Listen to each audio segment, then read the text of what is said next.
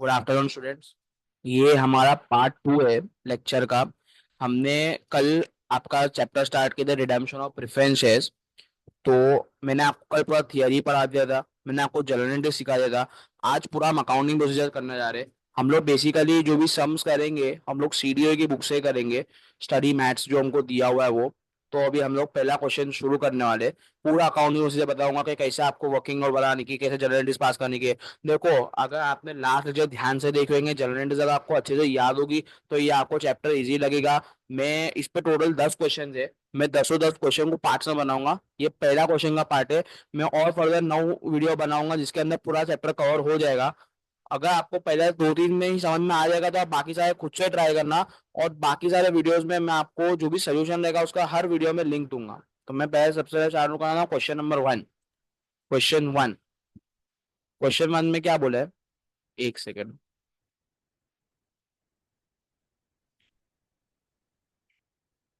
Question number 1।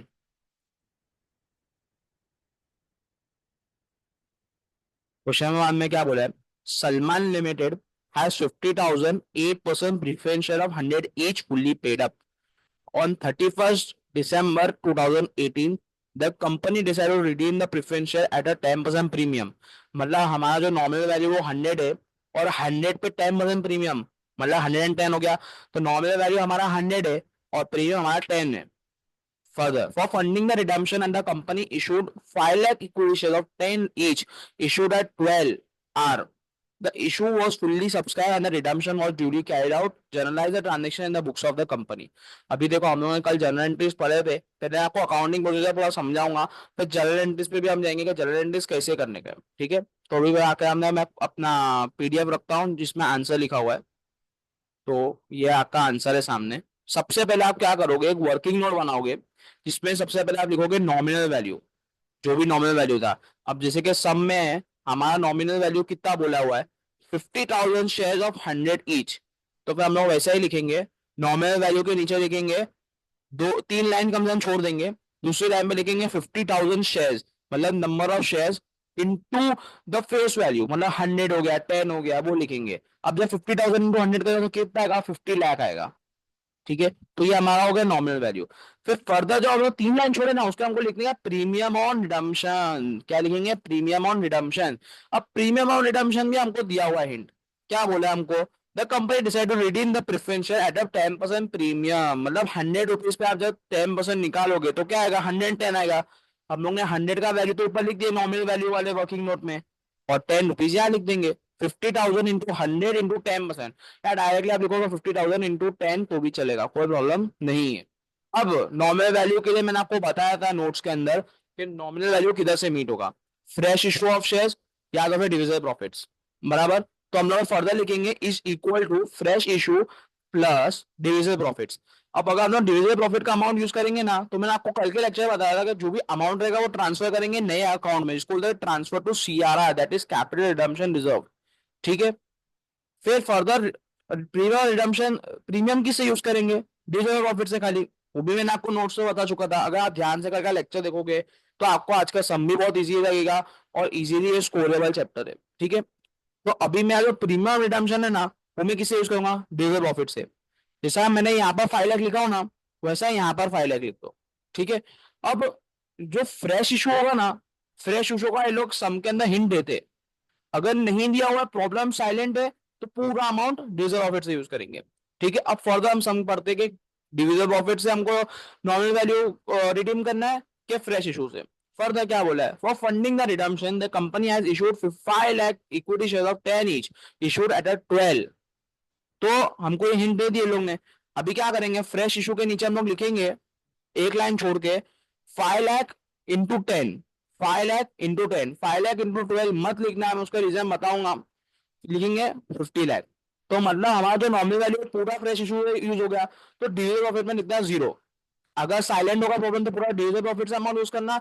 और अगर इन लोग ने फ्रेश इशू का हिंट दिया फ्रेश इशू यूज करना। फिर जो बैलेंस फिगर रहेगा ना, बैलेंस फिगर, वो फिर हमारा डिविजिबल प्रॉफिट से यूज होगा। अब इस सब में कुछ भी बैलेंस फिगर है नहीं, तो हम लोग पूरा अमाउंट से फ्रेश इशू यूज करेंगे और डिजिटल प्रॉफिट में लिख देंगे 0। तो ये आपका पूरा वर्किंग नोट है।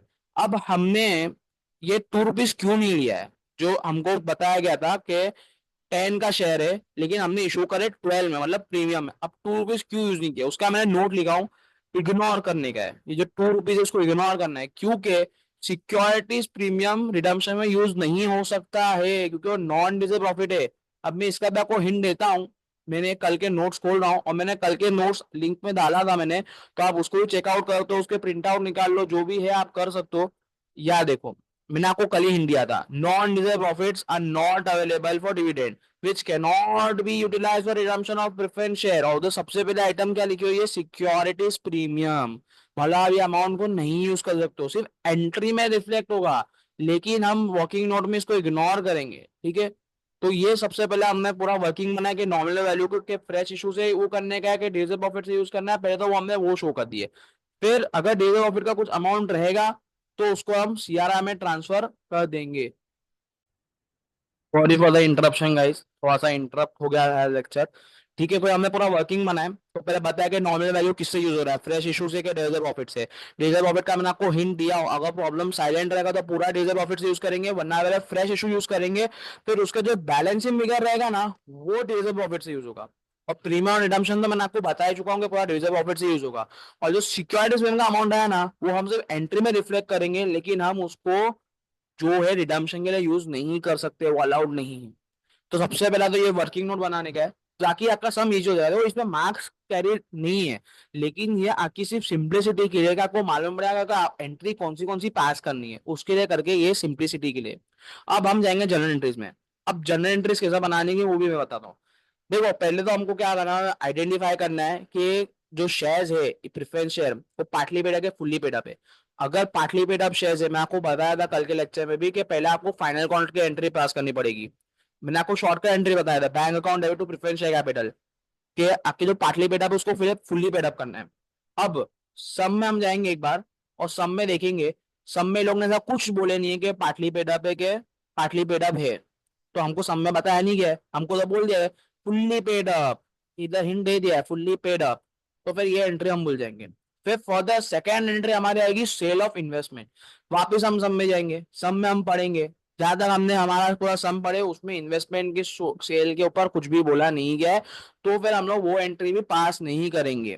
फिर हम लोग देखेंगे कुछ फ्रेश इशू ऑफ शेयर्स हुआ है क्या, फिर वापस प्रॉब्लम में जाएंगे, देखेंगे, तो हम बोलेंगे हाँ लिखा हुआ है, for the funding the redemption the company issued 5 lakh equity share of 10 each issued at 12। तो प्रीमियम की एंट्री क्या होती है, हम लोग जब प्रीमियम पे शेयर इशू करते हैं तो नॉर्मली क्या एंट्री आती है, bank account debit to equity share capital to securities premium. तो हमने ये एंट्री पास करे, bank account debit to equity share capital to securities premium. Equity share capital कितना था, प्रॉब्लम में देखूंगा तो 5 लाख शेयर ऑफ 10 ईच, तो equity share capital 5 lakh into 10 लिखेंगे, मतलब 50 लाख। फिर सिक्योरिटी प्रीमियम का अमाउंट देखेंगे कितना बोला है, 2 रुपीज सिक्योरिटी प्रीमियम है, तो लिखेंगे 5 लाख इंटू 2, तो 10 लाख, तो टोटल अमाउंट कितना आएगा 60 लाख। समझे। तो पहले दो एंट्री आपको तीनों एंट्री का देखने का है कि सम में क्या है, कुछ स्पेसिफिकेशन की नहीं है, फिर वो हिसाब से हम एंट्री पास करेंगे। फिर उसके बाद आपकी 4 फिक्स एंट्री आएगी, ऑलमोस्ट हर प्रॉब्लम में ये एंट्री आएगी। ये एंट्री तो एकदम थरली याद करके यहाँ, ताकि आपका सम इजी हो जाए। सबसे पहले एंट्री आएगी कि हम लोग जो प्रेफरेंशियल होल्डर में जब हम लोग ट्रांसफर करते हैं ना, उसके एंट्री आएगी। उसके एंट्री ये है कि preferential capital account debit premium और redemption of preferential account debit to preferential holder. तो हमने नॉमिनल वैल्यू जो कैलकुलेट किया है, पहले वो लेंगे, फिर प्रीमियम और रिडम्पशन लेंगे, जो भी हमने यहाँ पर वर्किंग नोट में कैलकुलेट किया है, 50,000 इंटू 100, 50,000 इंटू 10, जो टोटल अमाउंट आएगा वो यहाँ लिखेंगे। डेबिट ऐड करेंगे, debit will be equal to credit, obviously सबको ये रूल मालूम है।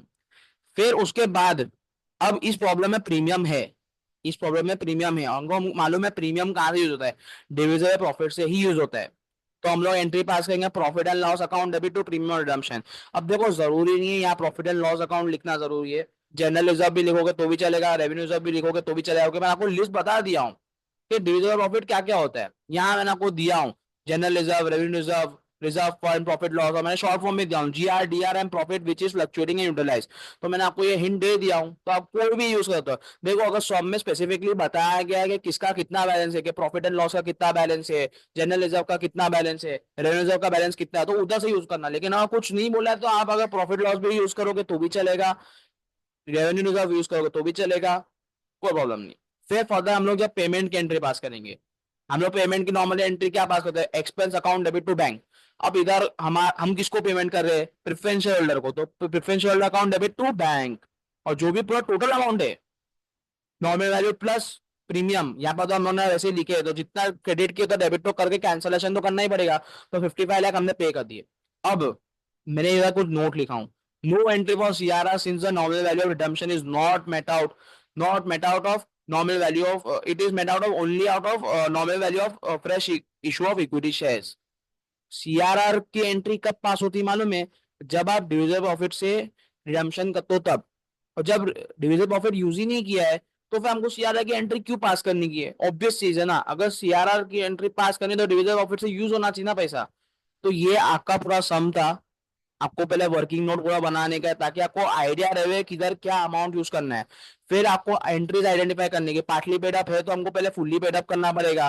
अगर इन्वेस्टमेंट का कुछ हिंट दिया था, इन्वेस्टमेंट की एंट्री पास करो। तो उसके अलावा कुछ फ्रेश इशू बोला तो फ्रेश इशू पास करो। 4 एंट्री तो फिक्स आती ही है, कंफर्म एंट्रीज है ये सब। फिर ये नॉर्मल एंट्री तो पास होगी हमारी, प्रेफरेंस है capital premium to preference holder. और प्रीमियम की एंट्री के लिए भी देखने का कि अगर प्रीमियम दिया हुआ है तो ये दूसरी एंट्री पास करेंगे, वरना फिर ये वाली एंट्री नहीं पास करेंगे जो हमने पास किया, प्रॉफिट एंड लॉस अकाउंट डेट ऑफ प्रीमियम रिडम्पशन। और ये एंट्री तो फिक्स ही है, चाहे एट पार रिडीम हो चाहे एट प्रीमियम हो, ये एंट्री तो कंफर्म आने वाली है। सीआरआर की तभी एंट्री आएगी जब हम डिविजिबल प्रॉफिट अमाउंट यूज करेंगे, अदरवाइज ये एंट्री नहीं आने वाली है। तो पूरा मैंने आपको समझा दिया अकाउंटिंग प्रोसीजर। ठीक है, तो that's it for the lecture. मैं हर एक लेक्चर में एक एक सम कराऊंगा, क्योंकि क्या है, कुछ कुछ बच्चे जल्दी समझ जाते हैं और कुछ कुछ बच्चों का रिटेंशन भी अच्छा है। और मैं जितना शॉर्ट वीडियोस बनाऊंगा उतना आपको भी इजी होगा, एक्सेसिबल होगा। वो मालूम है बहुत लोग जॉब करते हैं, बहुत सारी जो फीमेल स्टूडेंट्स पढ़ती है वो हाउस वाइफ होती है, उन लोग का भी जॉब वगैरह रहता है। तो मैं इसलिए शॉर्ट वीडियो बना रहा हूँ, ताकि क्या है अभी भी आपको इजीली आप देख सको, फटाफट 10 एक मिनट में आपका काम हो जाए। और कभी का कुछ कुछ बच्चे एकदम बिजी रहते तो एग्जाम के टाइम पे देखते, तो एग्जाम के टाइम पे भी क्या इजीली आपका हाफ एन आवर के अंदर एक एक चैप्टर हो सकता है। मैं उसलिए शॉर्ट एंड स्वीट वीडियो बना रहा हूँ। तो ठीक है, that's it for the day. मैं ये सोल्यूशन का भी लिंक दे दूंगा, मैं बुक का भी लिंक आपको डिस्क्रिप्शन में दे दूंगा, ताकि आप लोगों को इजी एक्सेसिबल हो सके वे। ठीक है, that's it for the day and thank you so much.